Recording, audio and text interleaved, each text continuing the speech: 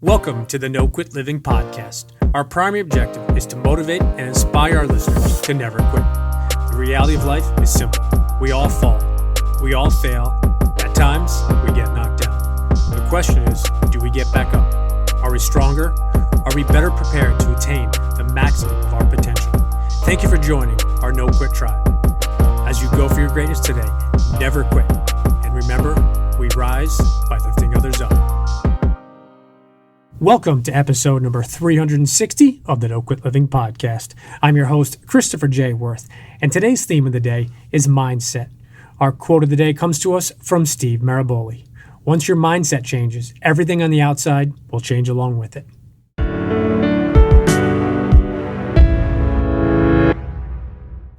As we are now in the last quarter of 2022, where do you stand with your goals?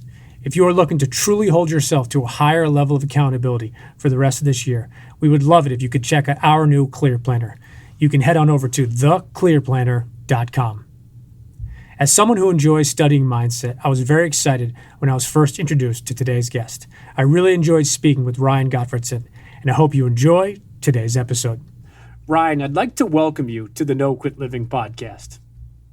Hey, thanks for having me. You'll probably tee this up even better than I will, but we connected this last weekend. Really enjoyed our conversation, and I've been kind of chomping on the bit to get back on the phone with you. Yeah, it was interesting how a introduction from a friend of ours turns into just that similarity, and I think we speak the same language, and I love connecting with new people. So with that, I'll go into my first question, which is, are you ready to positively impact at least one person today? Yes. In fact, I love even the way that you frame that up. To me, that's how I wake up every day, is that's what I think about, is how could I be more of a positive impact within my sphere of influence? And if it's just one person, awesome. But if there's more than that, then even better. So I appreciate this opportunity. I really do. No, it's really, really great to have you here. And I'm excited about where the conversation will go. But the whole premise of our show is the concept of inspiring people to never give up or to never quit. So I have to ask you if you have either a personal no quit story or perhaps a really challenging time where you could have given up or given in, but you didn't. Yeah, thanks for asking. So something that the audience may not know about me is I'm the Wall Street Journal and USA Today bestselling author of the book Success Mindsets. And I came about this book probably because I needed the most work on my mindsets, let alone anybody else. And how this came about was I've always been a big self-help guru. I always knew that I wanted to write a book. In fact, one of the ways that I tried to pursue this was I got a Ph.D. in organizational behavior and human resources at Indiana University. And then after that, I went to Cal State Fullerton, where I'm currently a professor. And Cal State Fullerton is the second largest business school in the country. So this is a really cool opportunity for me. But I got there and it just wasn't, it just wasn't feeling right. Cost of living in Southern California was really high. I didn't feel like I was making enough money. I was just kind of feeling like, I don't know if I could do this year over year for the rest of my life. It's kind of where I was at. And at this time, I had this little ping on LinkedIn pop up about a job posting for a company called Gallup. And Gallup is a company that I was intimately familiar with. I loved their stuff, and I decided to apply. I got a job and I went over to Gallup. So I kind of stepped away from academia, took a full-time job as a consultant.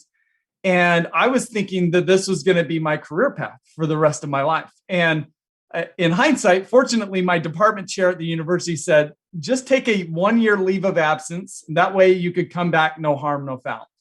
But I'm pursuing this Gallup job as if this is my future. And I applied. The job that I applied for was a position called research lead. And I got into Gallup and come to find out that there's actually no position called research lead. And effectively, I was a glorified data analyst. And that was not what I felt like I signed up for. And about 10 months into this journey at Gallup, it was very clear that this wasn't working out for me, and it wasn't working out for Gallup. And I'm talking to my phone on the phone with my manager, and she says, look, this isn't working. we're going to have to let you go. And I never thought I would ever get fired or laid off in my life. And here's this phone call that you're done. And I'm thinking, where the hell do I go from here? Like, it's this heart-sinking moment. I've got a wife, I've got 2 kids, I live in expensive Southern California. How am I going to support my family? What do I do next? Well, what I decided to do to kind of at least shore up my bets is just go back to the university, no harm, no foul, because I was on that leave of absence. And that was a huge parachute for me. But that was probably, I don't know, maybe the low point in my life from a kind of a caregiver perspective, as a father, as a husband. And what I did with that time is I got fired in June. I wasn't starting up the semester until September. And that gave me July and August to really dive into some research. And what I decided to dive into was mindsets. And I did a scathing literature review of mindsets across any discipline that focuses on it, which is primarily psychology, education, management, and marketing. And what I was able to learn is that there's, across these 4 different domains, there's 4 different sets of mindsets focused on. And I was able to get some depth there. And that's ultimately which led me to write my book, Success Mindsets, which is all about those 4 different sets of mindsets. And fortunate to now say that I'm a Wall Street Journal and USA Today bestseller. It's to me, it's been a really cool journey. It's not fun to be kind of hit the bottom, if you will, at least that's the way that it felt for me. But looking back, I am so grateful how I responded to that. And in all honesty, it was studying mindsets that got me through it. Because what I realized as I'm learning about mindsets is my mindsets were not very good. And it was actually my mindsets which was the primary reason why I got fired from Gallup. And so by learning about these different mindsets, I come to the awareness that I don't have very positive mindsets and I've got to do something about it. So since then, it's now been about 5 years since I did that journey of research. Mindsets is now something I focus on a daily, if not an hourly basis, checking in with myself. What is my mindsets? Where am I currently at? And where do I need to go? And I feel like I'm in a much better place with regards to my mindsets. Well, I appreciate you sharing that backstory. And I think it's so interesting when you break down not just you, but in general, people's stories of success, or when they have that quote unquote breakthrough. I think more often than not, it's from a place where they got knocked down or they had a misstep. And we all have those opportunities, I think, that are disguised in hard work. And there's a quote, I think, by Edison, maybe about overalls and hard work that I'm going to, I can't remember right now. But I think that's where you and I really connected. Is one of the things that I study, and I got my certification, is mental performance. And obviously you have your focus on mindsets. And I think that's why we had some really interesting conversations. But I want to follow up with something you said, because it's so important. And I think people often miss it. Is by nature, human beings are not overly positive. And when you think about that, and people think about no quit living and success mindsets and all different companies and entities and brands that have this positive messaging, it's not about just pressing a button and you and I say, okay, we're positive and everything's perfect. It's exactly the opposite of that, where you have struggles, I have struggles. You just shared a very personal story that, again, I appreciate you touching on.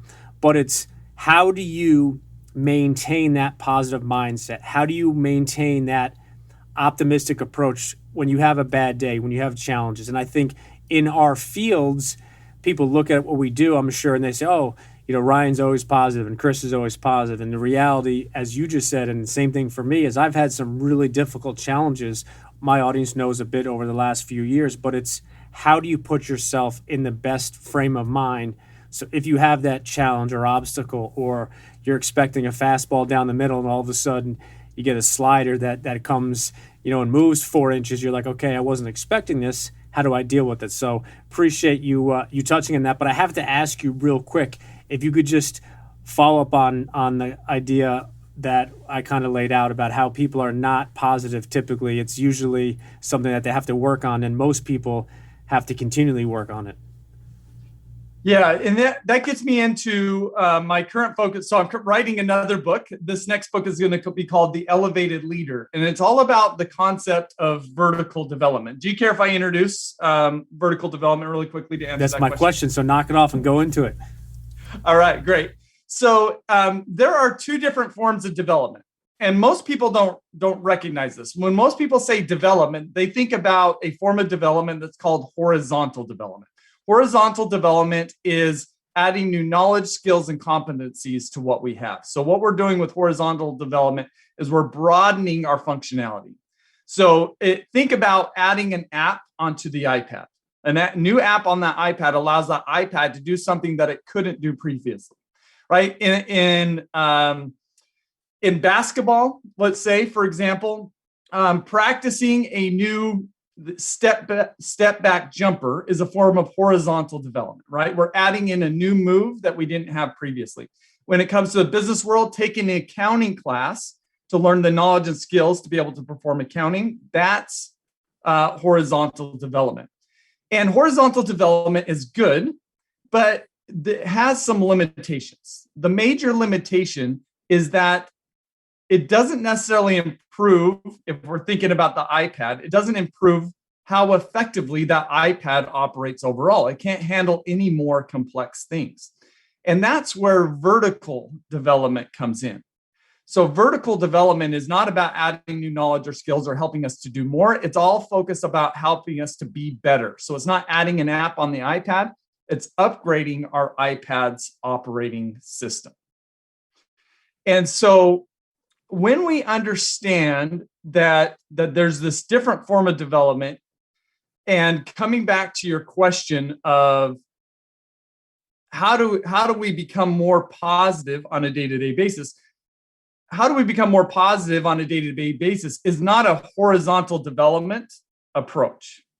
It is a vertical development approach. And one of the things that I've learned is that there is a correlation between trauma and one's vertical altitude, if you will. And trauma, I know, can mean a wide variety of things, but the effect that trauma has on anybody, whether it's small or large, is it causes somebody to want to be self-protective, right? So if I get burned by the stove, then now I'm going to create some barriers that prevent that from occurring again in the future. And a lot of times these barriers for us when it comes to trauma is just psychological barriers. And the reality of us is that 80% of all people have experienced significant trauma in their lives. And this trauma leads them to be self-protective. And that self-protectiveness is generally has a form of negativity to it or about it. So this trauma brings in this negativity to our lives. And what vertical development as a whole is all about healing from our past trauma. And as we heal in our body, in our mind, and in our nervous system, that allows for the positivity to come out. And so this is what we're working on. And it's, I guess, let me ask you a question, get your thoughts here on this, Chris, is when you think about the shift, let's just say in general, from going from negative to positive, does this occur through one big grand event or through a lot of little repeatable events? Little repeatable. And I take it with the idea of small wins lead to huge victories. Right? That's it. So making the shift from negative to positive is not necessarily easy, but it's easier than we think. And it's not going to come about through some big, great, grand event. It comes down through small, little, repeatable events that we perform on a regular basis over time. And all that's backed by psychology, neuroscience, management research. It's about doing the little things repeatable over time that'll make this huge shift in our lives if we choose to make it that way. I love how you described the iPad and the apps versus the operating system. But I then really connected personally before you even asked the question to me is it's those little things. And I think that's where people miss the boat quite often, is they think it's this one grandiose thing where you just make this huge change, and then from that point forward, everything's perfect. And it's actually the opposite. And a lot of the work I do with my clients, we break down those systems, routines, and habits you do on a day-by-day basis. And the big thing I think social media focuses on is this false idea of perfection. They see everybody's highlight reel, and Jay Glazer just wrote a book, and he talks about these filtered images, and that's what people look at. And the reality is, whether it's sports, business, education, you don't get an A+ on one test in school, and then the teacher says, you know what, you're amazing, Ryan. We're going to give you your Ph.D. and 5 MBAs, and you don't have to do anything. It's no, you have to get the first A and the second A and continue to move on.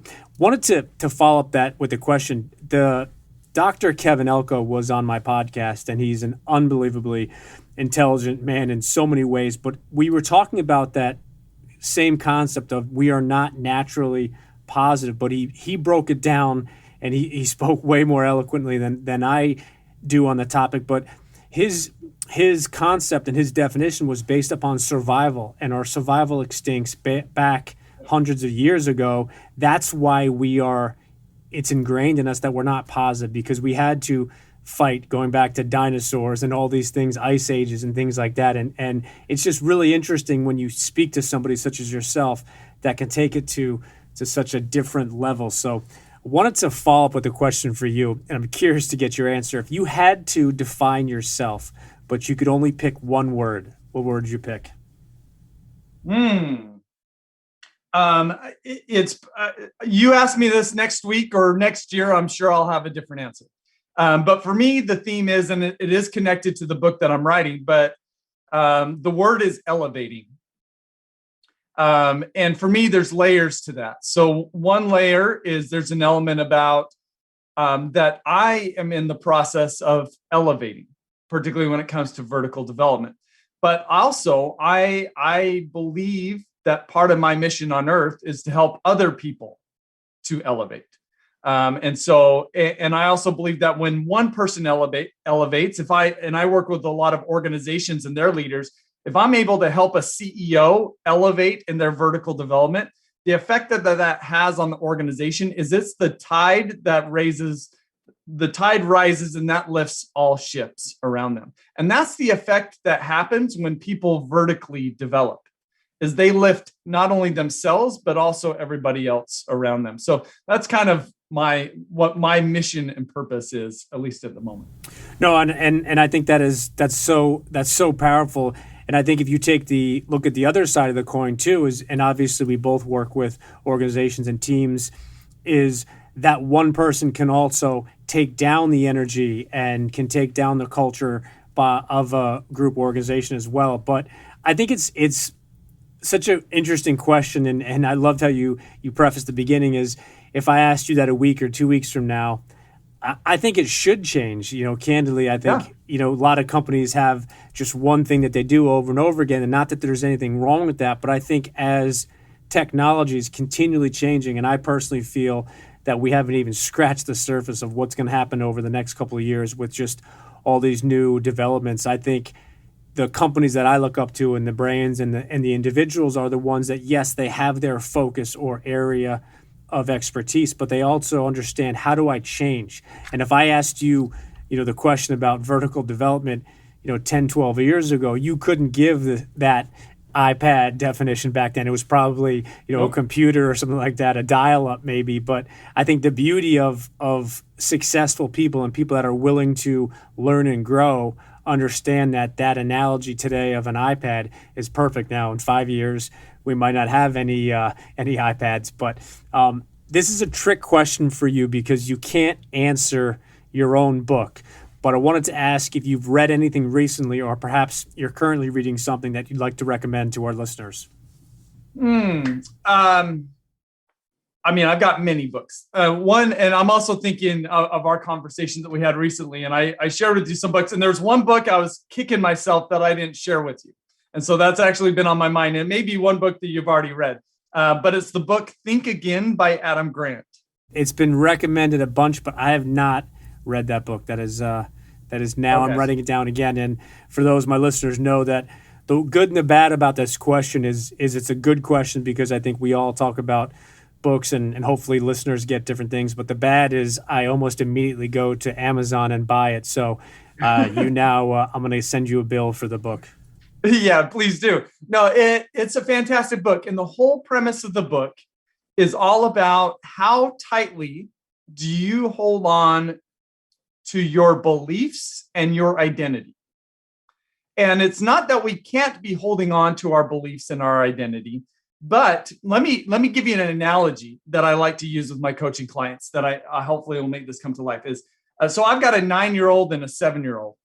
And when they were about 4 or 5 years old is when they were first trying to do the monkey bars, right? So have you ever seen a kid do the monkey bars, right? And when they're starting to learn, they grab hold of the monkey bars. They're usually up on kind of a raised platform. They grab hold of the bars and they let their feet dangle beneath them.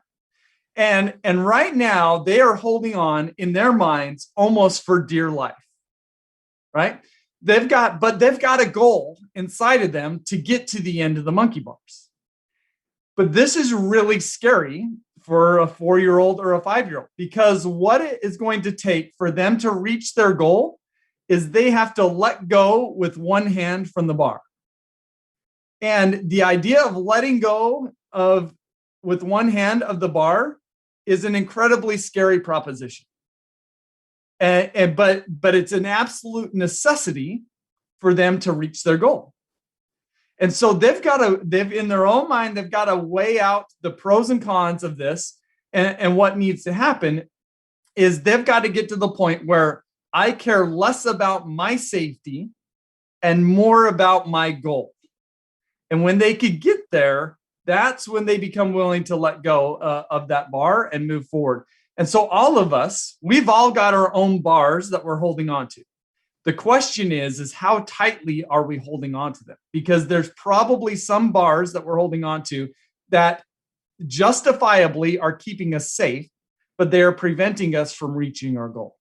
And the whole book, Think Again, is all about questioning what exactly are you holding on to. It's not saying drop it all together, but it's saying question, and maybe we need to loosen our grip on a few things that may be holding us back from being the person that we want to become. For our listeners, I think they would agree that you have some really good analogies, and I think it's interesting. And being a coach myself, that's something that I think is really important is how you describe things. And as you were talking about, I was just thinking about fast forwarding, many, many years, and you've heard the analogies of people on their deathbed. Nobody, ever says, I really wish I worked every Saturday and every Sunday, and I really wish that, I saved more money just to put it away for nothing. It's always those things where I wish I tried this, or I always wanted to write a book or audition or, try out for American Idol, something like that. But it's those things that you don't do. But I think to your point is using that monkey bar analogies, you can't grab that next one or the next two if you're still holding on to the one that's right in front of you. And I think it's a fantastic picture that I just have in my mind because I have 3 young kids myself, and all 3 of my kids were just crazy on the monkey bars. But now when you say it, I'm like, wow. I was like, but that's also the youngness of children where they say, you know what, I don't have those fears and doubts typically at that point. It's like I see the bigger kids doing it or my older brother or sister, I want to do it as well. Hey, yeah, so look at this. I don't know if you could, listeners won't be able to see this, but I've got a whole stack of notes here from all of my coaching calls over about the last 6 months. Let me read off, if it's okay, some of these things that people are holding on to too tightly, right? And I'm sure people will relate to this. So here's some of them, and I'm just randomly reading these off. So if I stand out or speak up in meetings, then I might look stupid. If I engage in unpleasant conversations, then I'll build a wedge in our relationship. If I don't sign up for everything, then I won't be part of the team, I won't be connected, and I won't be of value. If I start saying no, then they won't add me to the team. If I actually put myself out there, then I'll be rejected. If I play big, then I might fail and harm myself. Right? These are executives that are carrying around these self-protective fears that are incredibly justifiable. But by holding on to them so tightly, it's preventing them from being the positive influence in the world that they want, in their world that they want to be. And everybody's got these. It's just a matter of discovering them. Because when we discover these, then we could do something about it. We can maybe develop the support structure around us so it isn't so scary when we let go with one hand, right? That might be something that we have to do. But just getting clear on this stuff, the deeper we go inward in terms of our self-awareness, the higher we can go in terms of our ability to be a positive influence in the world around us. I think that is awesome. And I only hope that multiple listeners had some of those things that connected either with themselves, individual, or maybe a coworker, a teammate, where they've had that conversation or that fear themselves. Because to your point and to our last couple minutes here is you can't go further in any area when you're holding on to that bar. And yes, you can maybe hold on to 2 or 3 different bars at once, depending upon kind of how you're angling or hanging, but you can't really get to the end goal. And I really love how you touched on that. So we had a really great conversation a few days ago, and we talked about the famous Jim Rome quote, "You are the average of the 5 people you spend the most of your time with." So if I could grant you dinner tonight with any 5 people, dead or alive, who would you pick? So many great people out there. So somebody that I've been studying from a distance for quite a while. And because I see him as a very vertically developed leader, and he's had a transformational impact on his organization, and that's Satya Nadella at Microsoft. So I would love to just sit down with him and talk to him. I am very inspired by people who go through really difficult things and come out kind of on top, or not even initially on top, but they're able to work through it. And for me, some of the people that come to mind, and also when I think about it, because I think about it in terms of leadership, is people like Nelson Mandela or Martin Luther King Jr. What makes them so willing to put their own lives at risk to be able to lift up and better the world around them, but also do so in a way that they also are very empathetic and understanding of the people that they're kind of working against. So both of those men are incredibly inspirational to me. There's people like Viktor Frankl or Edith Eger. I don't know if anybody's read Edith Eger's books, but they're incredible. Both of them are Holocaust survivors and have kind of lived to write about their experience from a psychological perspective. And both of those people have been really inspirational to me. So I think that's about 5, but I'm sure if I were to think more, I could easily come up with another 20. And to your point about my question about the one word, my list, I think the last time I checked, and I actually have a running list on my computer of my 5, I think I'm up to 19 or 20. So it's interesting. I asked this question, and it's almost like that insider trader where everybody gets 5, but I get like 100 people at my at my dinner.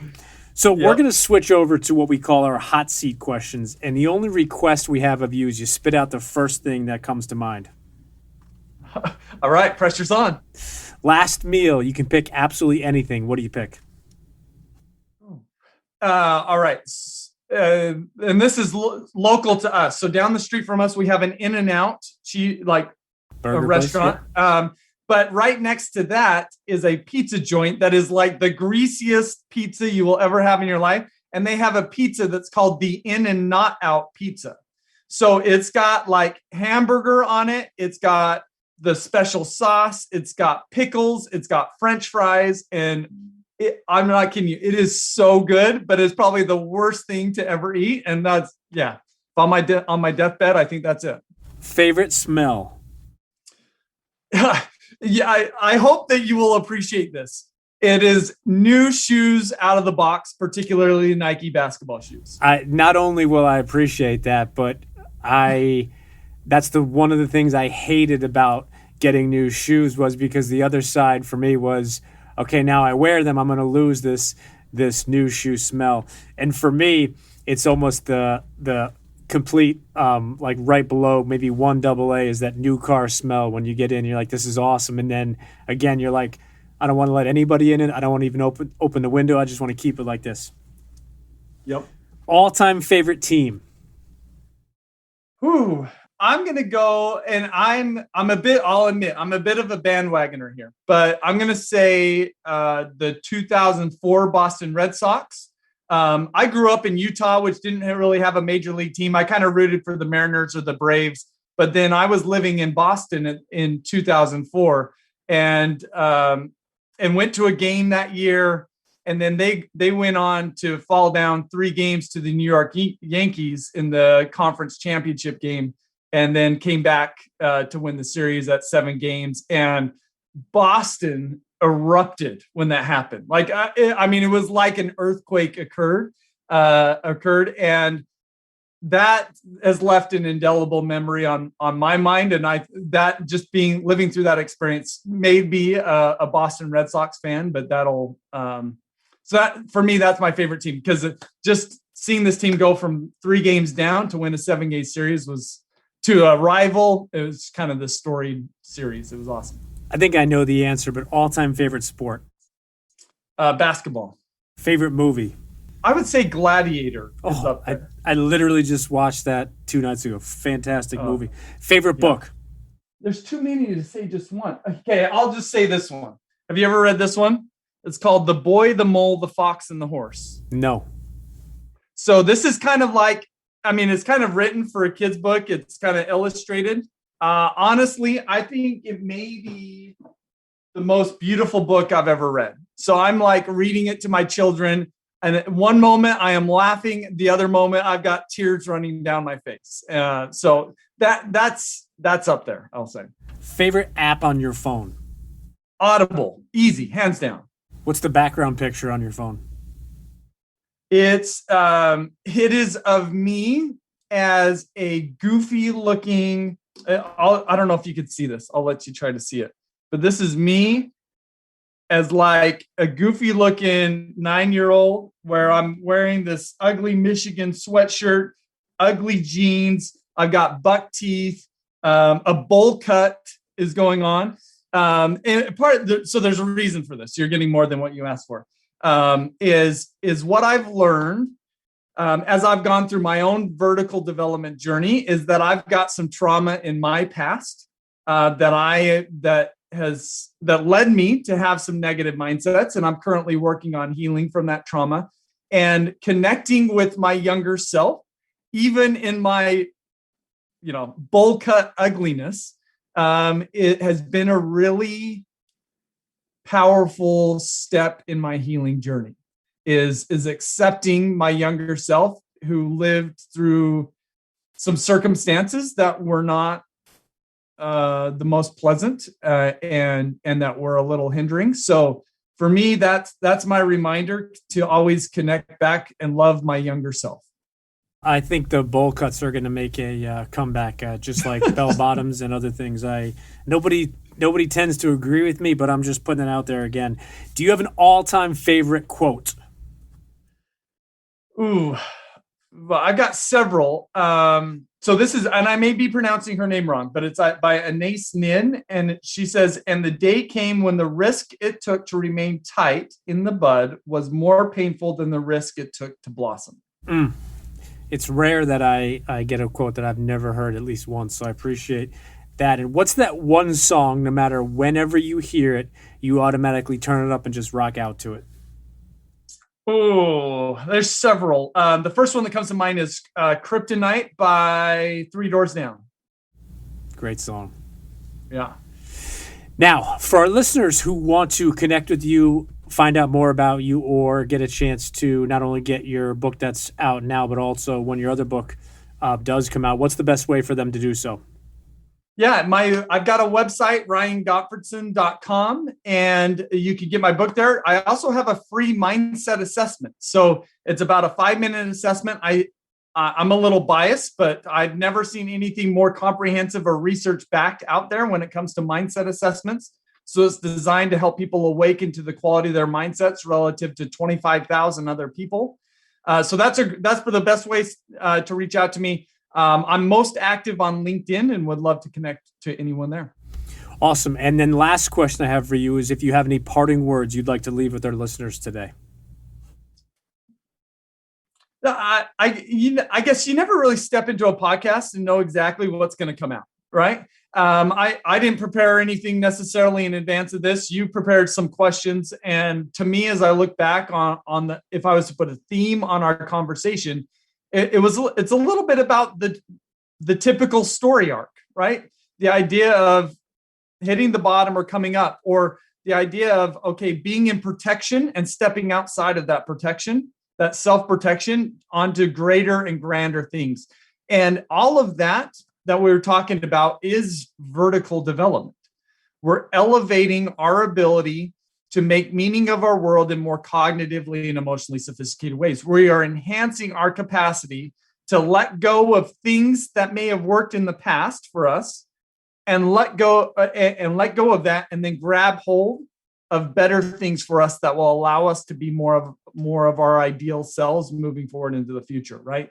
That's the monkey bar analogy.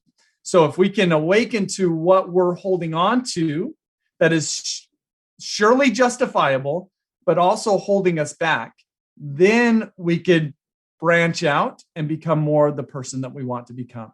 And it's shifting from that self-protective mode to this contribution mode is really what vertical development is all about. And so hopefully we've given listeners a taste of that. And then with my book coming out this fall, they could dive into that even more. But I've got stuff on my website if anybody wants to dive into it further. I love that. And to wrap up this conversation, I truly appreciate your time. And I would highly recommend our listeners following you and maybe taking that deeper dive into vertical development, because I can say that over the last couple of days I have myself. So Ryan, I truly appreciate your time, and I know that you and I will connect again soon. Yeah, thanks for having me. Really appreciate it.